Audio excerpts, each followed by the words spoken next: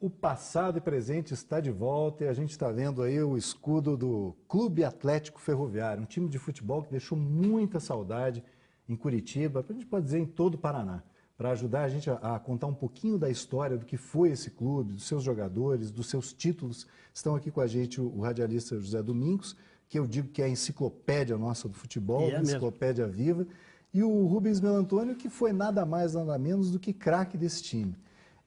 Eu queria começar... Minha boca. Ah, que é isso, eu conheço. Eu queria começar propondo a vocês a gente matar um pouquinho a saudade numa reportagem feita pelo Gil Rocha na comemoração dos 50 anos do título histórico do Ferroviário no Campeonato Estadual de 1953.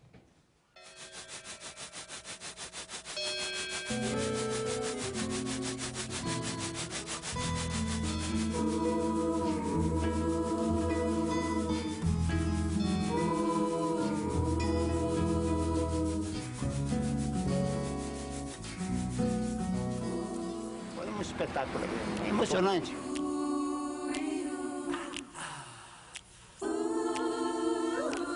Estádio cheio, aquela vibração toda.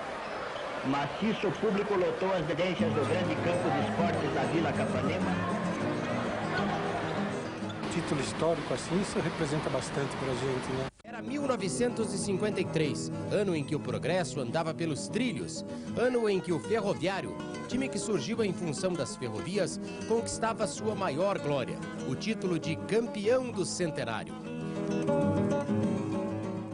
O jogo final foi contra a Cambaraense e num campeonato de pontos corridos, o time de Cambará chegou à última rodada com uma campanha igualzinha do Ferroviário. Quem vencesse seria o campeão. A decisão era entre os dois, era tudo ou nada aquele dia, né? Estádio cheio aqui? Ah, estádio cheio, lotou o estádio. Foi um espetáculo. A arquibancada, a geral lá estava tudo cheio de bandeirinhas, de coisa, os nomes dos jogadores, eu me lembro tão bem uma porção, foi inesquecível. E nós tomamos o primeiro gol aqui do Baltazar, um gol de cabeça no primeiro tempo, viramos, voltamos, segundo tempo, virou o jogo com 2 gols do Isaldo no gol do fundo. Lá se vão 50 anos e o senhor lembra tão bem assim. Foi inesquecível. Foi inesquecível. Deixaram depois do jogo, deixaram nu. Nós ficamos sem roupa, só com aquele, não é, Maurício? Tiraram toda a roupa nossa, nós ficamos só de sunga. Aqui, depois que terminou o jogo, eles pegaram. E quem pegou a minha camisa, devolveu 40 anos depois. 40 anos depois. Afinho hoje veste com orgulho a camisa devolvida por um fã anônimo. É uma história curiosa. O mesmo torcedor que 40 anos antes recebeu do artilheiro uma camisa do Ferroviário, a devolveu pouco antes de morrer. Uma palavra, saudade. Ver o estádio cheio, aquela vibração toda. Saudade de vocês e agradecimentos nossos, pelo que vocês foram como atletas e pelo que são até hoje como exemplos de vida.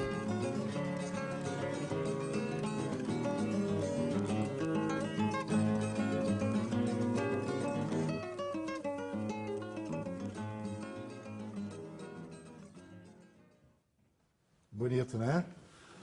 Bonito. O Alceu, que aparece nessa reportagem, infelizmente ele faleceu agora há pouco tempo. É o de óculos, né? É, o Alceu Zauer. Não é o de óculos. O de óculos é o doutor Afinho, né? O que estava aqui Aquele que pegaram a camisa dele, aquele é o Afinho. Aquele é o Afinho. Certo. O primeiro da direita, cabelo repartido no lado direito, Alceu Zauer. Até há pouco tempo ele caminhava muito, a gente sempre encontrava, batia o papo, ele morava aqui no Batel, mas agora há pouco tempo ele faleceu. Então nós estamos aí dos campeões do centenário, poucos, o Zé Carlos também faleceu há pouco tempo, são poucos os que estão vivos, né? A gente falou E agora, sabe qual era o grande... Isso foi no fundo da minha alma, quando o Ferroviário foi campeão em 53, que eu disse que foi o primeiro jogo que eu fui assistir lá do Dorival Brito, vindo de Castro, né? E um grito, o Rubens Melantônio vai se arrepiar com isso. É Boca, é Boca, é Boca Negra. O Ferroviário era conhecido como Boca Negra, o time popular, o time do pessoal dos bairros, das favelas, né? Era o time do povo, o Clube Atlético Ferroviário. E quando eu falei do Bangu, citei vários jogadores do Bangu, eu esqueci de citar talvez o mais famoso dos jogadores do Bangu, que jogou aqui no futebol paranaense, no fim de carreira, o Risadinho, o Paulo Borges, né? Paulo Borges jogou na Ponta Grossense no final de carreira. Paulo Borges era ponta direita do Bangu naquele empate em 1-1 com o nosso Clube Atlético Ferroviário no Roberto Gomes Pedrosa de 67. E nos anos de 65 e 66, o Ferroviário teve grandes jogadores, entre eles um jogador chamado Paulo Vecchio, que depois ele fez parte, talvez, ou com toda certeza, da maior transação de jogadores do futebol do Paraná. Paulo Vecchio veio do Londrina, ele começou no Internacional, jogou no São Paulo, do São Paulo para o Londrina, do Londrina para o Ferroviário em 64. Em 64, o ano mais triste da história do Ferroviário. O Ferroviário ficou em último lugar no Campeonato Paranaense. E no ano seguinte, Hipólito Arzua assumiu a presidência e o Ferroviário deu um salto de qualidade, foi campeão e bicampeão. E o Paulo Vecchio veio naquela época. Em 67, o Paulo Vecchio foi para o Metropol, uma equipe de Santa Catarina, que foi o mais famoso time de futebol de Santa Catarina naquela época, disputou a Copa do Brasil, chegou perto do título, e o Metropol tinha um timaço. E o Paulo Vecchio e o Antenor, que era um lateral direito do Ferroviário, foram para o Metropol e vieram do Metropol, em troca dos dois, 7 jogadores, entre eles um rapaz chamado Carlos Roberto Ferreira, o Madureira, que agora, recentemente, fez 70 anos de idade, mora no Rio de Janeiro, ainda continua lidando com futebol, coordenando escolinhas, e ele se tornou talvez o maior ídolo dos últimos tempos do Ferroviário, porque o Ferroviário desapareceu em 1971 na fusão com Britânia e Palestra Itália. A gente está falando aqui de Dorival de Brito, Vila Capanema, era ali que vocês jogavam, né? Era ali. Era o estádio do Ferroviário. O estádio do Ferroviário foi palco da Copa do Mundo. De 50. Exatamente, em 1950. Começou a construção em Era 47. Era um espetáculo naquela época. Era e continua sendo. Temos imagens disso também, já mostramos aqui, por conta dos 50 anos da RPC-TV. O fim do Ferroviário.